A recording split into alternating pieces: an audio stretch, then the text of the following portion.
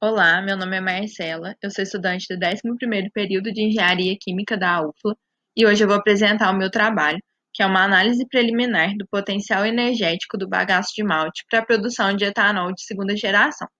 Esse trabalho foi escrito por mim, sob orientação do professor Luciano Correia.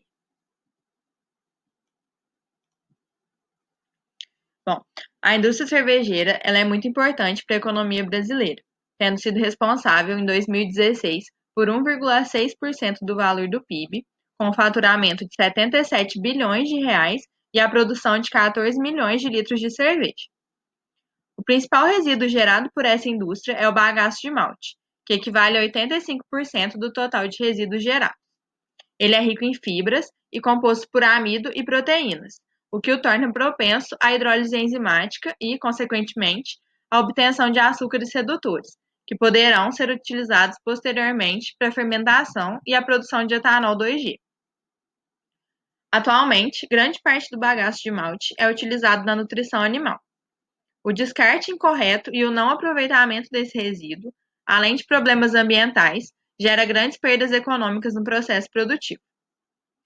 Bom, frente a essas informações, o objetivo deste trabalho foi analisar preliminarmente o potencial energético do bagaço de malte na produção de etanol 2G, avaliando a influência da granulometria do bagaço na produção de glicose através da hidrólise enzimática.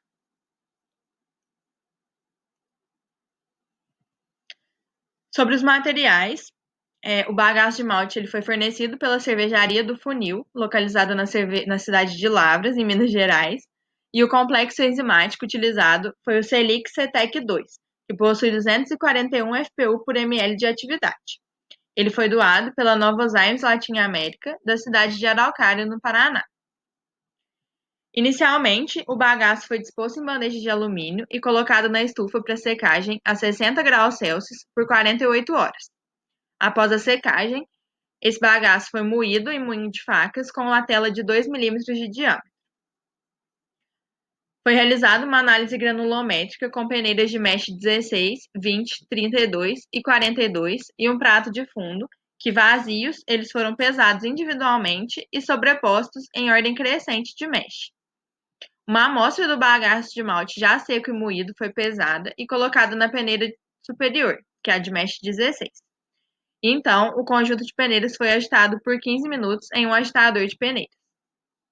Após, cada peneira e o prato de fundo foram pesados novamente para determinar a massa de bagaço de malte retida em cada uma das peneiras. Esse procedimento foi realizado em duplicata e o diâmetro médio de Salter foi calculado seguindo a metodologia de Cremasco em 2014.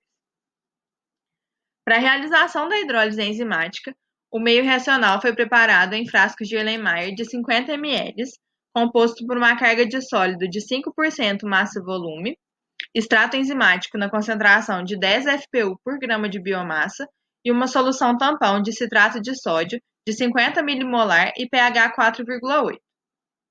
A carga de sólidos é referente a uma amostra de cada uma das frações mássicas retidas nas peneiras de mesh 20, 32 e 42, que é o que está mostrado aqui na figura 1A.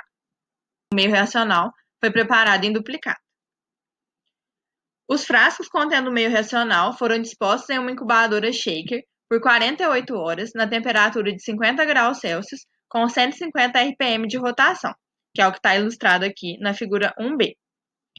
Foram retiradas as alíquotas de cada um dos meios reacionais nos intervalos de tempo de 1, 2, 4, 6, 8 e 24 horas.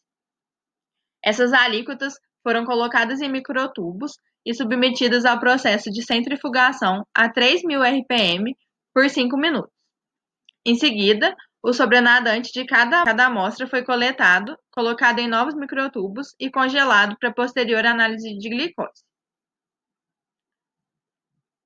Bom, a análise de glicose, a determinação da concentração de glicose, foi realizada através de espectrofotometria.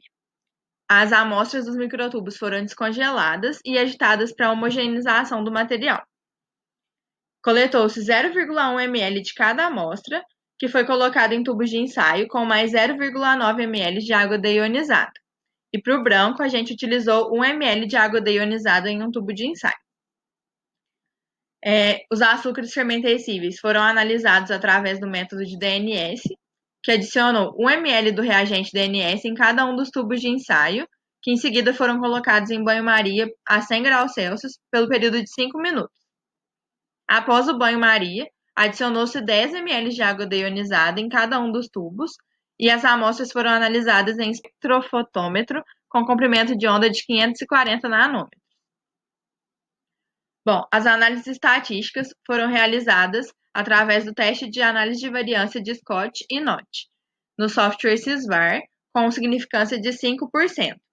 Foram comparadas as concentrações médias de glicose para o mesmo mesh e tempos diferentes e as concentrações médias de glicose no mesmo tempo com diferentes meshes. Entrando agora nos resultados, o diâmetro médio de Salter determinado apresentou um valor de 689,72 micras, com um desvio padrão de 13,75 micras. Bom, foi possível notar que a maior quantidade de biomassa ficou retida na peneira de mesh 32, igual está aqui na figura 1A. E isso faz sentido porque a peneira de mesh 32 tem um diâmetro equivalente de 500 micras. Como o diâmetro de Salter é de 689,72 micras, a maior parte da biomassa fica retida na peneira de mesh 32. Bom, a figura 2 e a tabela 1 apresentam os valores de concentrações médias de glicose em função do tempo para cada um dos meshes estudados. Quando analisamos aqui na figura, é possível observar que ambos os meshes apresentam um perfil semelhante, com uma curva exponencial crescente até o tempo de 8 horas, seguido de uma queda no tempo de 24 horas. Essa queda no tempo de 24 horas pode ser justificada por uma possível contaminação no material, que no caso é o bagaço de malte. Essa hipótese ela seria investigada em experimentos que ainda não puderam ser realizados. É possível observar também que os valores médios com o desvio padrão, eles são bem próximos para todos os meshes. Esse fato foi comprovado pela análise estatística, que não detectou diferenças entre as concentrações médias de glicose para o mesmo tempo e diferentes meshes. Isso torna a eficiência da hidrólise enzimática independente do diâmetro das partículas estudadas. Bom, analisando a tabela e o teste estatístico das concentrações médias, é possível observar diferenças significativas. A letra sobrescrita nos valores médios, que aqui no caso é A, B, C e D, ela é referente à análise estatística, onde letras diferentes significam valores médios estatisticamente diferentes, e vice-versa. Para a amostra de mesh 20, a gente consegue observar algumas diferenças estatisticamente significativas entre o tempo de 1 e 2 horas, de 2 e 4 horas e de 6 e 8 horas. Como as médias de 8 e 24 horas elas não são estatisticamente diferentes, a gente adota sempre o menor tempo como ideal para a hidrólise. Então, para o mesh 20, o tempo ideal seria de 8 horas. Analisando o mesh 32, o resultado é bem semelhante. Porém, aqui, a média de 6 horas ela não é diferente da de 8 e a de 24. Neste caso, adotamos, então, o tempo de 6 horas como ideal. Analisando as amostras do mesh 42, nenhuma média foi estatisticamente diferente entre os tempos, mesmo com o valor de 8 horas sendo praticamente o dobro do valor de 1 hora. Então, a partir daí, foi possível concluir que, nas condições estudadas neste trabalho, a granulometria não tem influência significativa na produção de glicose através da hidrólise enzimática. E maiores tempos de reação não necessariamente produzirão uma maior quantidade de glicose. O bagaço de malte ele apresentou um bom resultado, um alto potencial em relação à produção de etanol de segunda geração. Porém, outras variáveis do processo serão analisadas futuramente, buscando obter uma maior produção de glicose e o melhor aproveitamento energético desse bagaço.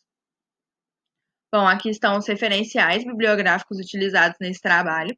E eu gostaria de agradecer a Cervejaria do Funil por ter cedido o bagaço de malte utilizado no trabalho, a Novozymes Latin America por ceder o complexo enzimático, a UFLA com o Departamento de Engenharia e o Núcleo de Engenharia Química por possibilitar a realização dessa pesquisa, e também ao meu professor e orientador, Luciano, pelo apoio, pela paciência em me ensinar e por todo o conhecimento compartilhado durante a execução desse trabalho. Muito obrigada!